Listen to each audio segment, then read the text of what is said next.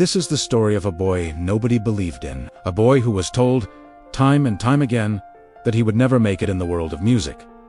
His name is Ed Sheeran. He was born in Halifax, England, and grew up in a quiet little town called From the very beginning, music was his entire world, but he was always a little different from the other kids. He had that signature curly ginger hair, a face full of freckles, and a shy, quiet way about him. At school, he never quite fit in.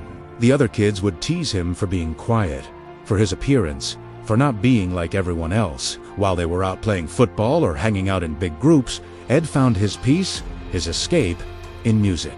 He got his first guitar when he was just a kid, and immediately started experimenting. He'd lock himself in his bedroom for hours, often late into the night, just playing chords, humming melodies, and dreaming of something so much bigger than his small town. His parents saw his talent early on. They encouraged him, of course, but even they couldn't have imagined just how far his music would one day take him. By the time he was 11, Ed wrote his very first song. It was raw, it was simple, but it was absolutely overflowing with emotion. He recorded it on a tiny little tape recorder and played it back to himself, thinking, one day, someone will hear this.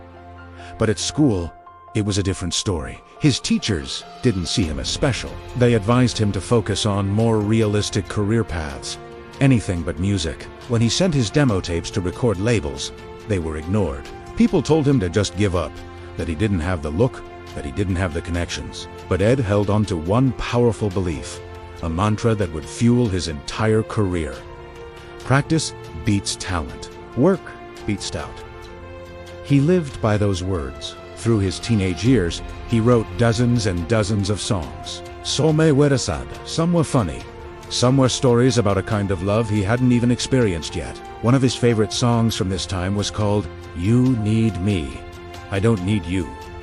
He'd perform it at small local pubs and open mic nights. It was more than just a song. It was his declaration to the world, his way of saying, I don't care what you think, I'm not giving up. But that dedication came at a price. It was a lonely journey. There were so many nights he felt completely alone. Just him and his guitar in his room, staring at the ceiling, wondering if he was ever going to be good enough. The doubt was always there, creeping in. But instead of letting it consume him, he used it as fuel. He kept pushing, kept practicing, and became a student of the game. He didn't just write songs. He studied chords, he dissected lyrics, he analyzed melodies, and he even taught himself the ins and outs of the music business. Then, at the age of 16, Ed made a decision that would change everything. He looked around his small town and realized that to chase a big dream, he had to leave his small world behind. He knew that if he stayed, he'd be stuck.